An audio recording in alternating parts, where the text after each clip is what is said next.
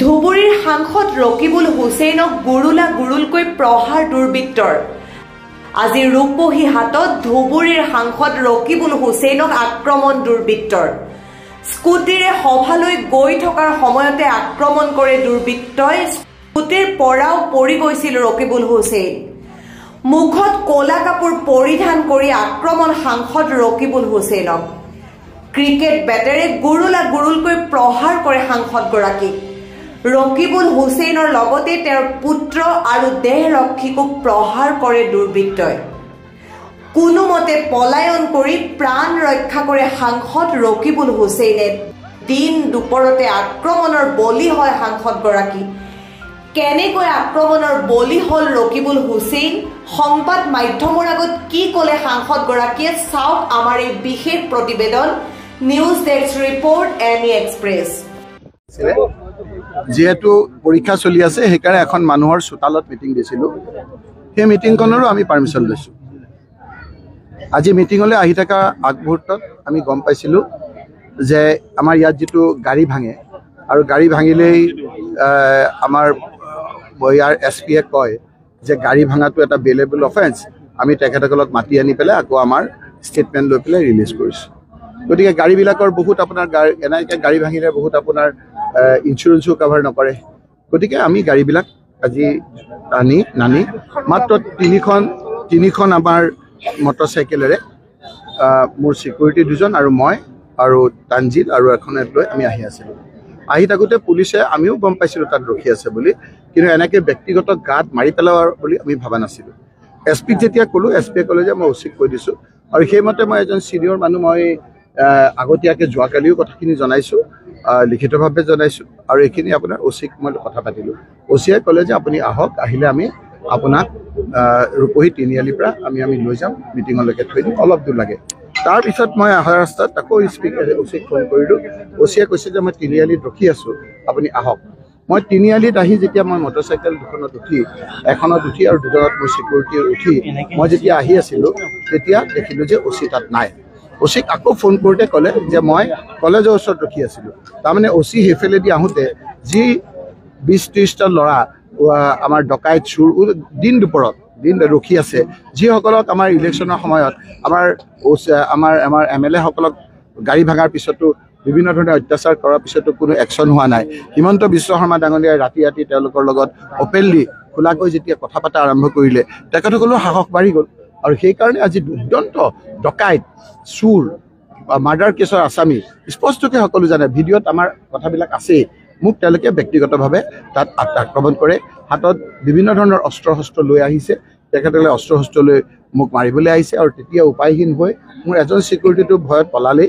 চিকিউৰিটিটো বোধহয় তেনেকেই দিছে, তেওঁলোকে দিছে, কাক দিব লাগে মই নাজানো। এজনৰ লগত একেবাৰে তেওঁ হেতাৰ ওপৰত লগাইছে, তেওঁৰ গুলিৰ শব্দও মই শুনিছোঁ, বোধহয় ওপৰলৈ দিছে। তাৰপিছতে আমাৰ যি তিনিখন আমাৰ মটৰচাইকেল আহিছিল, সেই মটৰচাইকেলখিনি স্কুটাৰখিনি আপোনাৰ ভাঙিছে। মই যেতিয়া তাৰপিছতো স্কুটাৰতে বহি আছোঁ, তাৰপিছত মোক তেওঁলোকে হত্যা কৰিবলৈ বিচাৰিছে, বিভিন্ন অস্ত্ৰৰে মোক মাৰিবলৈ বিচাৰিছে।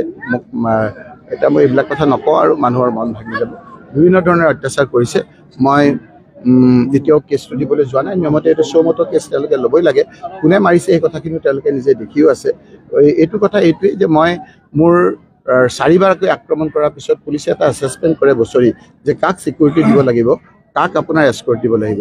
সেই অনুপাতে যেতিয়া সৰ্বানন্দ সোণোৱাল ডাঙৰীয়া মুখ্যমন্ত্ৰী আছিল, মোৰ বিৰুদ্ধে আপোনাৰ বিভিন্ন ধৰণৰ ভিজিলেন্স কেছ লগাইছিল, কিন্তু তেওঁৰ দীঘৰ ইণ্টেলিজেন্সে তেওঁৰ পুলিচে গম পাইছিল যে মোক আক্ৰমণ কৰিব বহুতে। ইতিমধ্যে 4টা-5টা ৰেকৰ্ডে হৈছে আপোনাৰ পুলিচত। গতিকে মোক এস্কৰ্টখন আঁতৰোৱা নাছিল। আজি কেইদিনমানৰ আগত আপোনাৰ স্পীকাৰক জনোৱাৰ পিছত স্পীকাৰৰ এখন চিঠি দিয়া ৰেকৰ্ড মোৰ তাত আছে।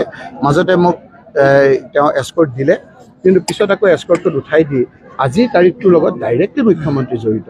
মুখ্যমন্ত্ৰী জড়িত নহয়। SP কোৱাৰ পিছত অন্ততঃ SPয়ে এইখিনি কথা ল'লেহেঁতেন। অচিয়ে অন্ততঃ নিজেই দায়িত্ব লৈ এই কামখিনি অকল মোৰ মিটিঙলৈ ইয়ালৈ অহাৰ ক্ষেত্ৰত অকণমান সুবিধা কৰি দিলেহেঁতেন। গতিকে তেওঁ ভাবিছে যে একফালে গৌৰৱ গগৈক আক্ৰমণ কৰিছে, একফালে ভূপেন বৰাৰ পৰিয়ালক তেজপাত আদি কৰি পেলাই আপোনাৰ বিভিন্ন ধৰণেৰে তেওঁ আজি ষড়যন্ত্ৰ কৰিছে। আৰু মোৰ মুভমেণ্টটো ৰেষ্ট্ৰিক্ট কৰিবলৈ বিচাৰিছে। আজি আপোনালোকে দেখিছে মই ধুবুৰীলৈ গৈছোঁ, তাতো কোচ ৰাজবংশী মানুহসকলে আহিছে, বিভিন্ন জাতি সম্প্ৰদায়ৰ লোকে আজি কংগ্ৰেছলৈ আগুৱাই আহিছে। আজিৰ তাৰিখটো বৰ গুৰুত্বপূৰ্ণ দিন। যদি মই জীয়াই থাকোঁ, বোধহয় মোক মাৰি পেলাব, যদি মই জীয়াই থাকোঁ, জীয়াই থকালৈকে মই মুখ্যমন্ত্ৰী হিমন্ত বিশ্ব শৰ্মাৰ কথাবিলাক ক'ম, আজিৰ পৰা আৰু বেছিকৈ ক'ম, ৰাইজৰ মাজত থাকিম। খালি আমি এটা কথা কৈছোঁ যে সকলোৰে মিলনেৰে থকাৰ কাৰণে, জাতি জনগোষ্ঠী সকলো মিলনৰ কাৰণে আমি যুঁজিম, সাহসেৰে যুঁজিম। মোক মাৰি পেলাই একেবাৰে উশাহ নিশাহ বন্ধ কৰাকৈ নামাৰালৈকে, উশাহ থকালৈকে মই ৰাইজৰ পক্ষত থাকি ৰাইজৰ লগত যুঁজিম। মই এটা সিদ্ধান্ত ল'ব লাগিব যে হিমন্ত বিশ্ব শৰ্মাৰ ভয়ত পেপোৱা হৈ মই ঘৰৰ ভিতৰত সোমাই থাকিব লাগিব নে মই ৰাইজৰ ওচৰত থাকিব লাগিব। আজি মোক আক্ৰমণ কৰাৰ পাছতো মই ৰাইজৰ মাজলৈ আহিছোঁ। আপোনালোকে মোক বিচাৰি বিচাৰি ইয়ালৈ আহিবলগীয়া হৈছে। এইকাৰণে মই কৈছোঁ যে কোনো ক্ষেত্ৰত মোক বাধা দি ৰাখিব নোৱাৰে। আজি মই কংগ্ৰেছৰ পতাকাৰ তলত থাকি মোক ৰাইজক সেৱা কৰাৰ কাৰণে মই প্ৰস্তুত। সেইকাৰণে মই আজি এই কথাখিনি আপোনালোকৰ যোগেদি ৰাইজক জনালোঁ। পুলিচৰ একশ্যন হয়নে নহয় আমি চাই লওঁ। ডাইৰেক্টলি SP আৰু OC জড়িত, আৰু এই ক্ষেত্ৰত তেওঁলোকে যিকেইটা দুষ্কৃতিকাৰী আছে সেই দুষ্কৃতিকাৰী কোনো ধৰণৰ একশ্যন নলয়, ভেৰিয়েবল অফেন্স বুলি কৈ পেলাই তেওঁলোকে এৰি দিব। গতিকে পুলিচকো কিবা আপোনাক কৈ পেলাই লাভ আছে বুলি মই নাভাবোঁ। এনেকৈ বহুতো কৈছোঁ। আপোনালোকৰো বোধহয় সাংবাদিকসকলেও আজি আপোনাৰ যিটো যদি লাইভ টেলিকাষ্ট হৈ আছে, লাইভ টেলিকাষ্ট নহ'লেও কাট এণ্ড পেষ্ট কৰি কিখিনি কথা উঠায় সেই কথাখিনিতো আমি নাজানো, কিন্তু মোক এনেকৈ কৰাটো মই ভাবোঁ যে এইটো এটা হিমন্ত বিশ্ব শৰ্মাই যে ভয় খাইছে, সেইটো এটা জ্বলন্ত উদাহৰণ।